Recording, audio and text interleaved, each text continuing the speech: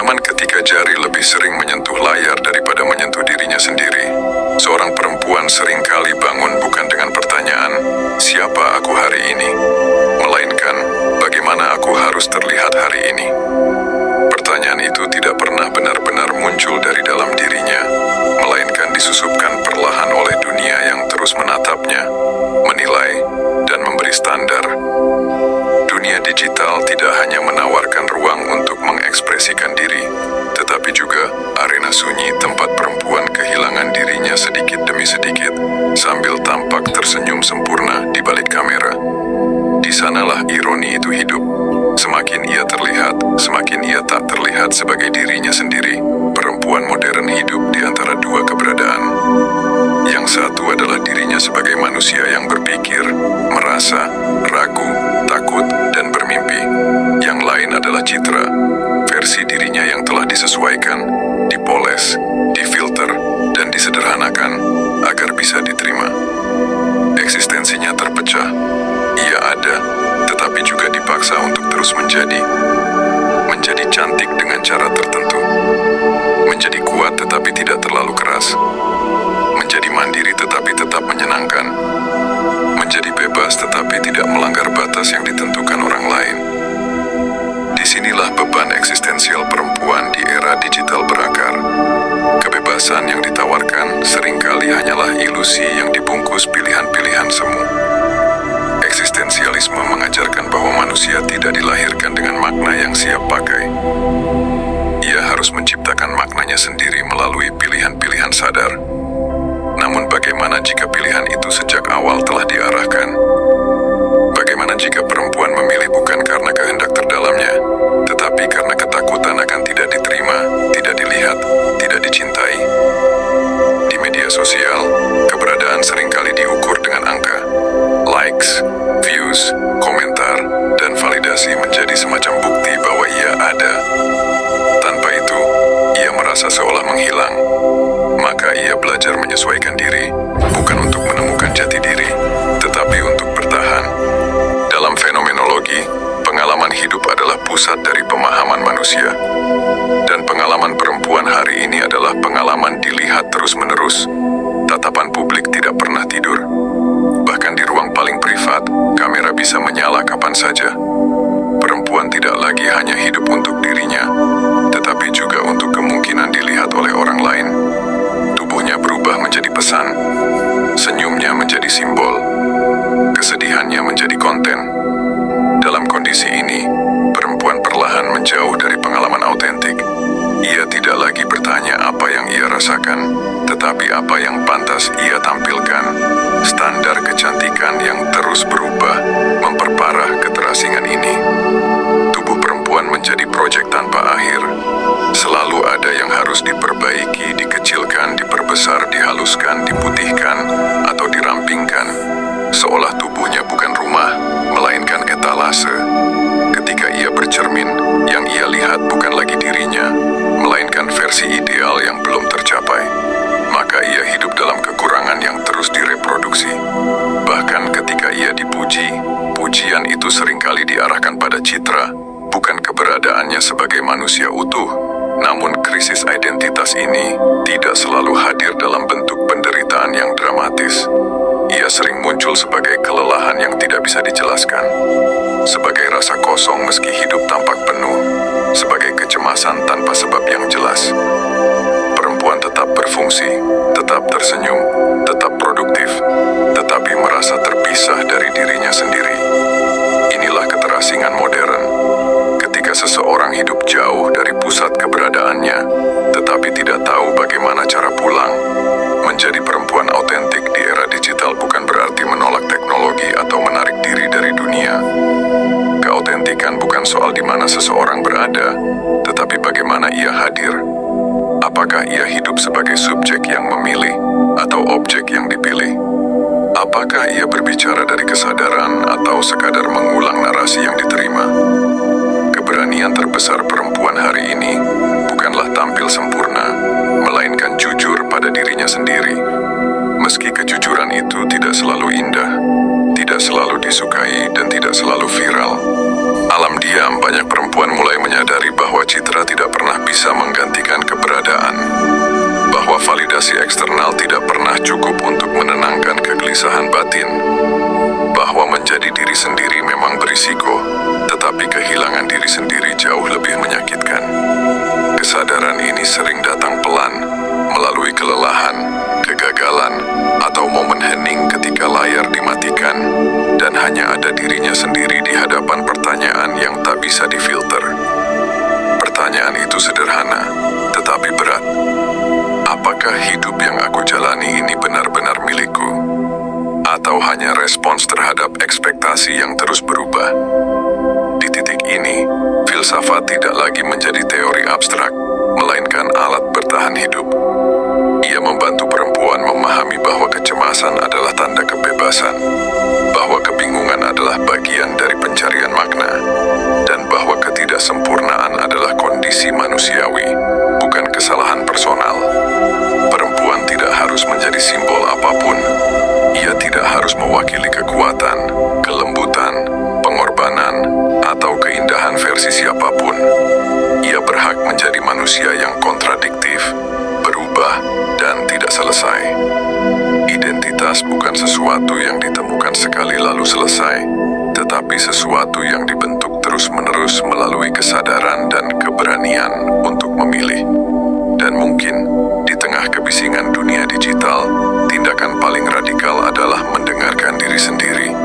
Ketika perempuan mulai kembali pada pengalaman hidupnya sendiri, pada rasa, luka, dan harapan yang nyata, ia tidak lagi sekadar tampil, tetapi hadir.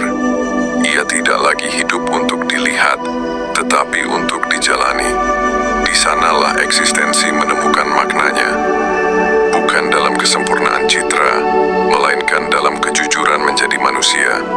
Dan mungkin, justru dari keberanian itulah, perempuan tidak hanya menemukan dirinya, tetapi juga mengubah cara dunia melihatnya.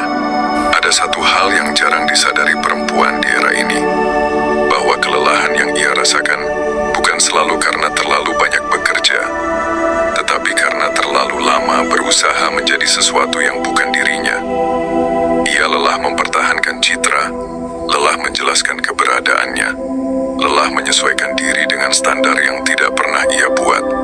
Namun anehnya, kelelahan ini sering ia anggap sebagai kegagalan pribadi, bukan sebagai tanda bahwa sistem di sekelilingnya memang tidak pernah dirancang untuk membiarkannya bernapas dengan bebas. Sejak kecil, perempuan diajarkan untuk membaca dunia sebelum membaca dirinya sendiri. Ia belajar peka, tetapi seringkali dengan mengorbankan kejujuran batin. Ia belajar menyenangkan, bahkan ketika hatinya menolak. Dalam dunia digital, pelajaran ini hanya berubah bentuk, bukan hilang.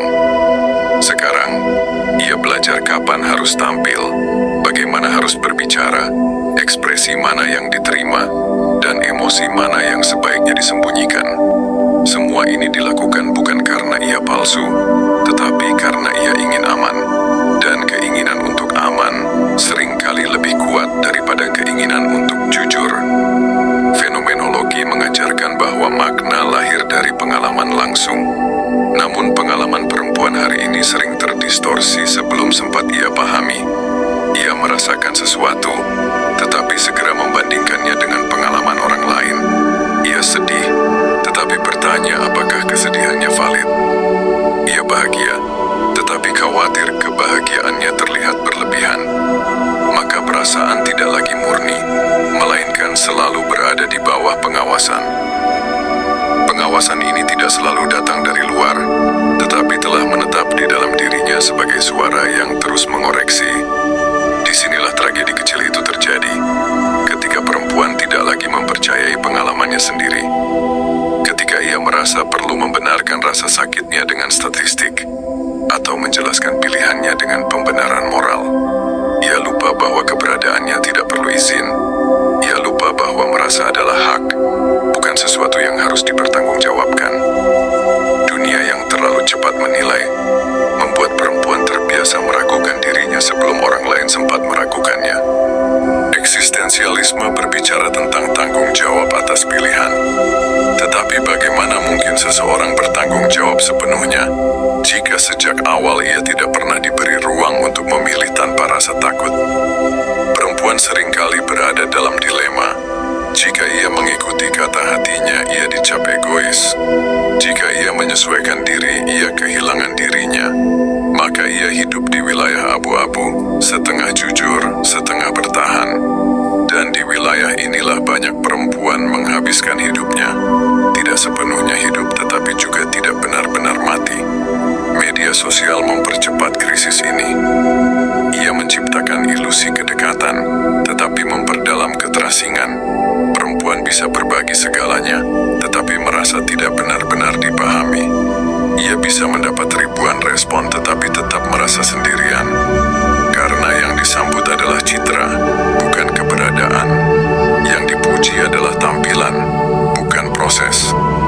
Dunia tidak tertarik pada luka yang tidak estetis, pada kebingungan yang tidak inspiratif, pada diam yang tidak produktif. Namun justru di sanalah kemanusiaan berada, dalam kebingungan yang tidak rapi, dalam luka yang tidak bisa dijadikan kutipan, dalam pertanyaan yang tidak punya jawaban cepat. Menjadi perempuan autentik berarti berani tinggal di ruang-ruang ini tanpa segera melarikan diri ke citra yang lebih aman. Ini bukan perjalanan yang romantis, ini perjalanan yang sepi. Karena ketika seseorang berhenti memainkan peran, ia harus siap kehilangan penonton. Banyak perempuan takut akan kehilangan cinta jika mereka berhenti menjadi versi yang diharapkan. Takut tidak lagi dipilih, takut tidak lagi dianggap cukup. Ketakutan ini tidak irasional. Ia lahir dari sejarah panjang di mana nilai perempuan sering diukur dari penerimaan sosial.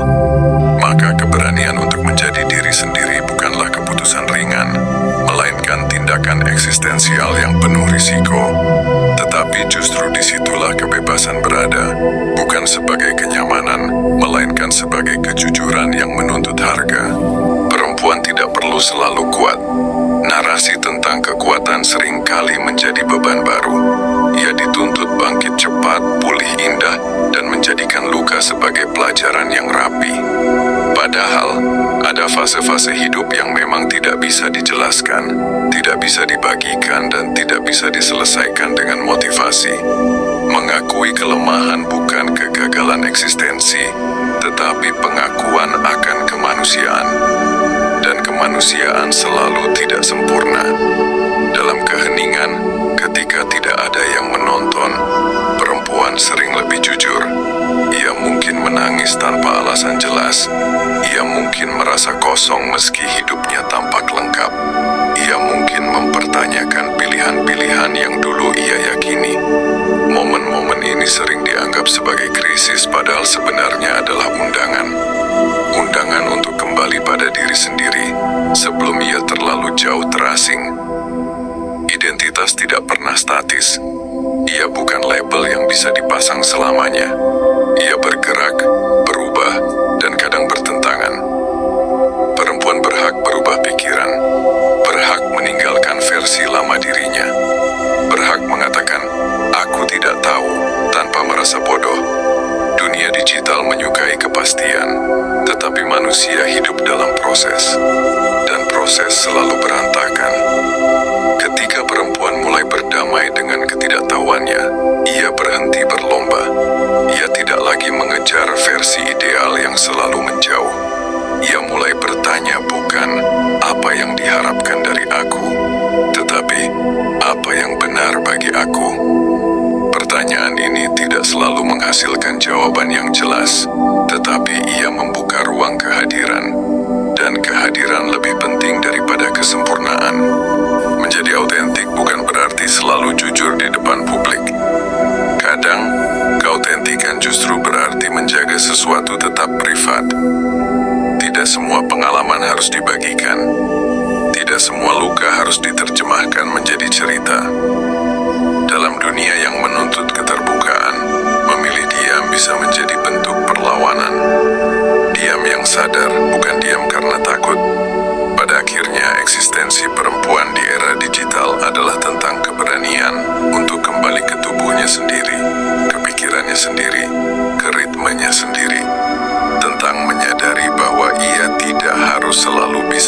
dibebaskan untuk menjadi sah, bahwa hidupnya tidak harus relevan untuk semua orang agar bermakna, bahwa menjadi manusia sudah cukup berat tanpa harus terus membuktikan diri.